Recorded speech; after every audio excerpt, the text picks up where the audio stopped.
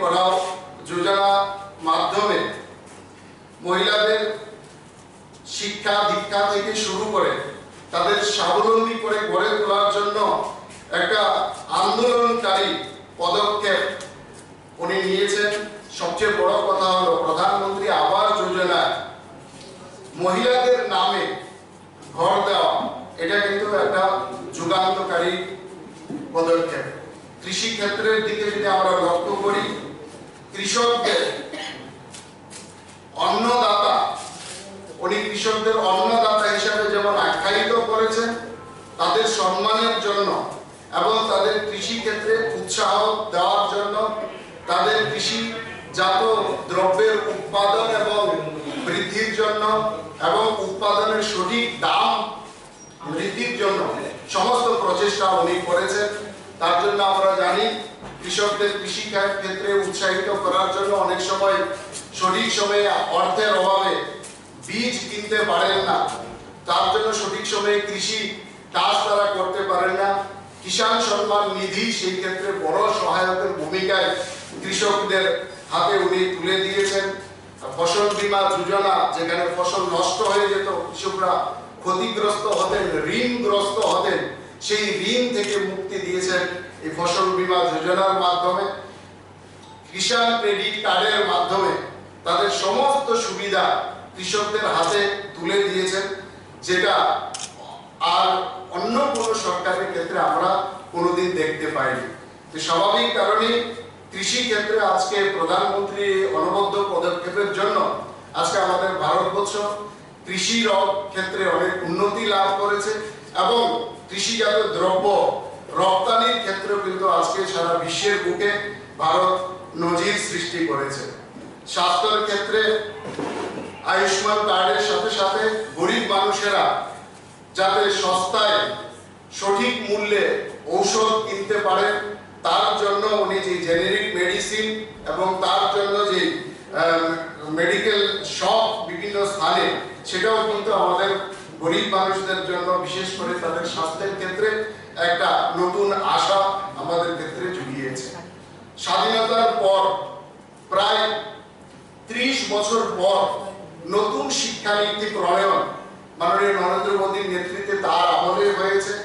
আমরা একসময় বলতাম আমাদের যে শিক্ষানীতি, সেই শিক্ষানীতিতে ভারতীয় সংস্কৃতি এবং ভারতীয় শিক্ষার যে পদ্ধতি, সেই পদ্ধতিকে ইগনোর করে সেখানে মেকেলে প্রবর্তিত শিক্ষা ব্যবস্থায় আমরা শিক্ষিত হচ্ছিলাম, যে জায়গার মধ্যে আমাদের শিক্ষিত বেকার সেখানে শিক্ষা গ্রহণ করার পর কর্মসংস্থানের জায়গায় বেকারত্ব যেখানে বেশি তৈরি হচ্ছিল, সেই জায়গার মধ্যে সেই শিক্ষানীতিকে উনি বাতিল করে ভারতবর্ষের অনুরূপে, ভারতের জলবায়ু, ভারতের আবহাওয়া, ভারতের সংস্কৃতির অনুরূপ ভারতীয় শিক্ষা পদ্ধতিতে যে শিক্ষানীতি, নিউ এডুকেশন পলিসি, তার আমলে নিয়ে আসা হয়েছে।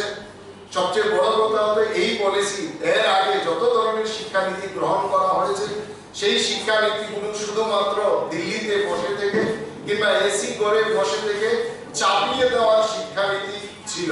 কিন্তু এই যে নিউ এডুকেশন যে পলিসি, সেই পলিসির ক্ষেত্রে বাকি পলিসির মধ্যে তফাৎ এটাই যে সেই পলিসি উপর থেকে চাপিয়ে দেওয়া হয়নি, নিচ থেকে স্টুডেন্টদের সাথে কথা বলে, শিক্ষা অনুরাগীদের সাথে কথা বলে, শিক্ষাবিদদের সাথে কথা বলে, বিভিন্ন ইউনিভার্সিটির অধ্যাপকদের সাথে কথা বলার মধ্য দিয়ে ভারতবর্ষের উপযোগী একটা শিক্ষা ব্যবস্থা তার আমলে সেখানে নিয়ে আসা হয় এবং সেই শিক্ষা ব্যবস্থার মাধ্যমে আমরা জানি যে আগামী দিনে ভারতবর্ষ যে ছাত্রছাত্রী আছে তারা নতুন দিশায় গবেষণার নতুন নতুন গবেষণার সুযোগ যেরকম পাবেন, মাতৃভাষায় তারা উচ্চ শিক্ষার সুযোগ পাবেন।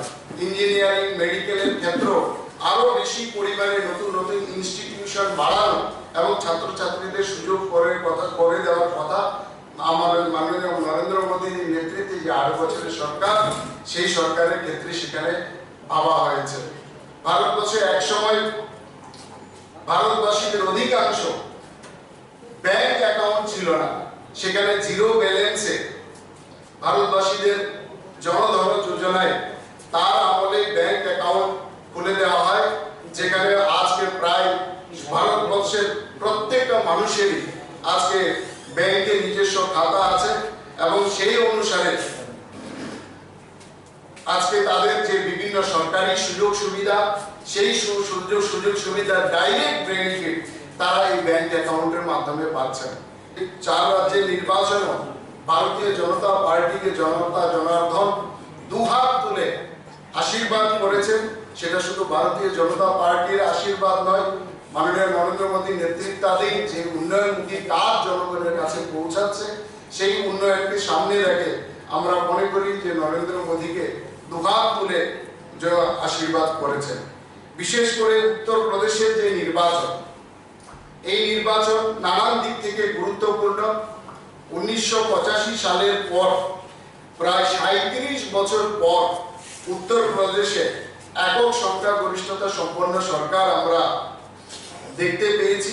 যে সরকার একক সংখ্যাগরিষ্ঠতা নিয়ে পরপর দুবার শাসন ক্ষমতায় ফিরে এসেছে।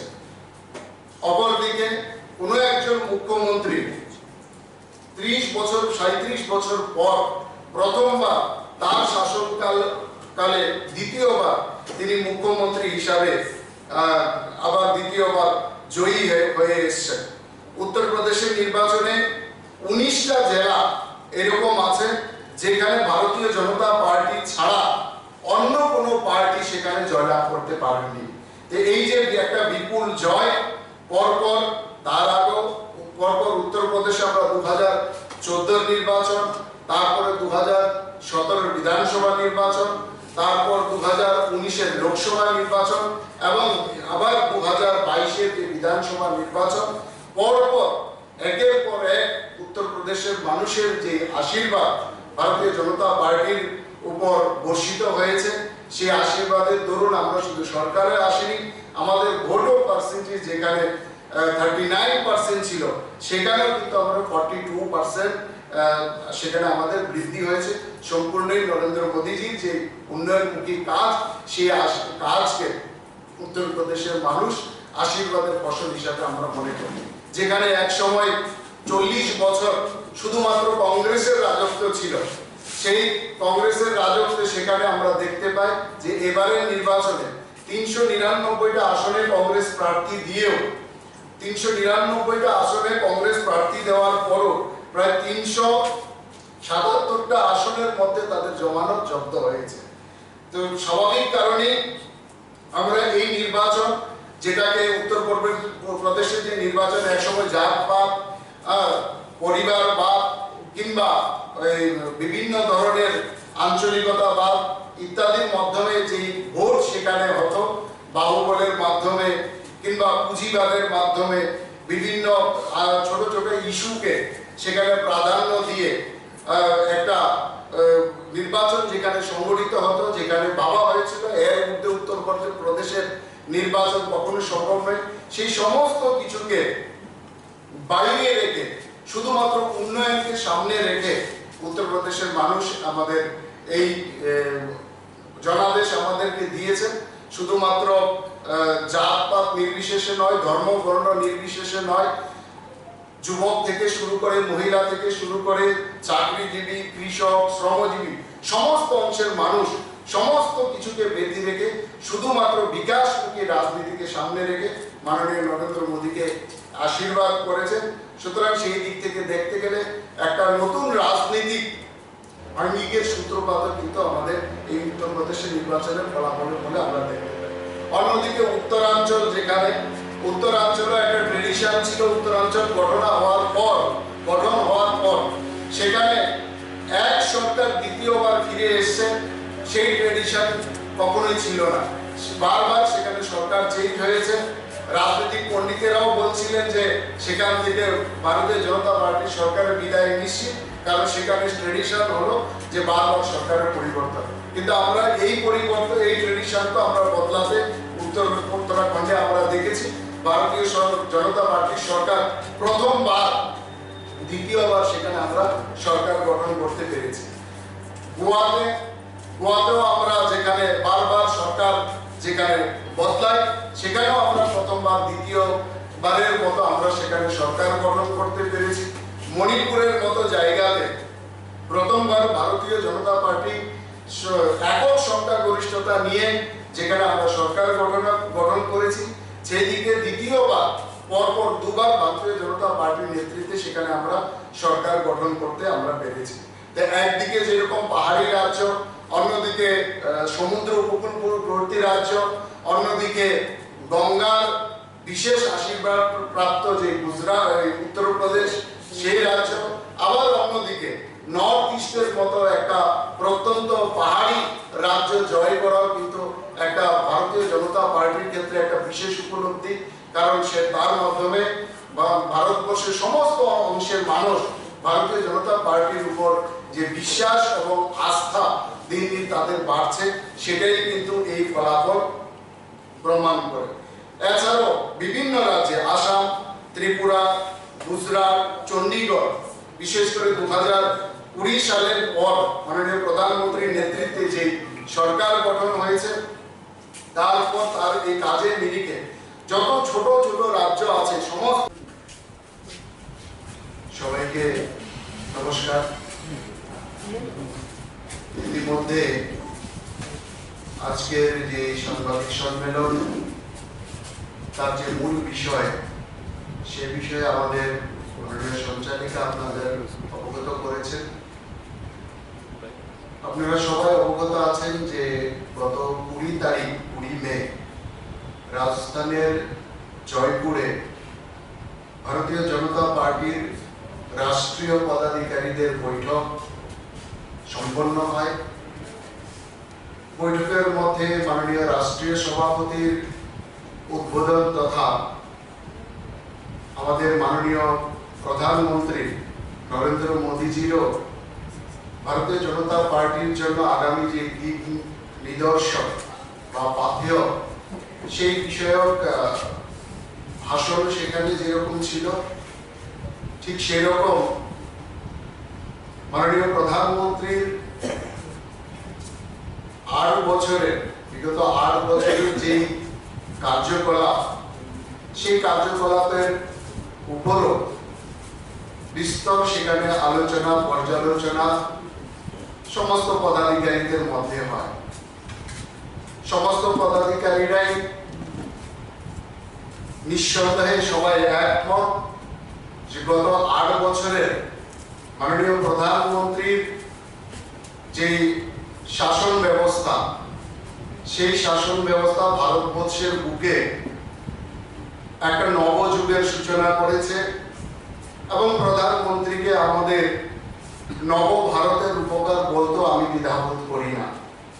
আমাদের জন্য বিষয়টা অত্যন্ত গর্বের এবং আনন্দের যে আমাদের জীবন দশায় এই ধরনের প্রধানমন্ত্রী আমরা দেখতে পেয়েছি, যিনি এক ভারত শ্রেষ্ঠ ভারত গঠন করার সংকল্প নিয়ে সামগ্রিক দিক থেকে ভারতবর্ষের উন্নতির জন্য ওনার যে পরিকল্পনা, সেই পরিকল্পনা সফলভাবে এবং দৃঢ়তার সাথে উনি বাস্তবায়িত করছেন।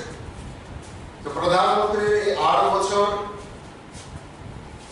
শাসন ব্যবস্থার পূর্তি উপলক্ষে প্রধানমন্ত্রীকে যেরকম ধন্যবাদ জানাই, সেরকম আমাদের এই শাসন ব্যবস্থায় সারা ভারতবাসী তথা আমাদের ত্রিপুরা জনগণকে অভিনন্দন জানাই, যারা আমাদের এই প্রধানমন্ত্রীকে বিপুল জনসমর্থনের মধ্য দিয়ে একের পর এক আশীর্বাদ করে যাচ্ছেন। আমরা জানি যে 2014 সালে যখন ভারতীয় জনতা পার্টির সরকার তথা এনডিএ সরকার মাননীয় নরেন্দ্র মোদীর নেতৃত্বে গঠিত হয় ভারতবাসীর জনাদেশের ভিত্তিতে, 30 বছর পর ভারতবর্ষের বুকে একক সংখ্যাগরিষ্ঠ সরকার আমরা পেয়েছি। অপরদিকে আমরা জানি পরপর দুবার 1900 তার প্রতিফলন, তার যে সুশাসন, তার যে জনকল্যাণমুখী কাজ, দেশের উন্নয়নমূলক যে কাজ, সেই কাজে ভারতবর্ষের জনগণ শিলমোহর দিয়েছেন এবং 2019-এ আবার ব্যাপক জনাদেশ দিয়ে, যেখানে 2014-তে আমরা 282টি আসনে আমরা জয়লাভ করেছিলাম, সেখানে আবার 303টি আসন ভারতীয় জনতা পার্টিকে উপহার দিয়ে মাননীয় নরেন্দ্র মোদীজির নেতৃত্বাধীন যে উন্নয়নশীল সরকার, সেই সরকারকে শিলমোহর দিয়েছে।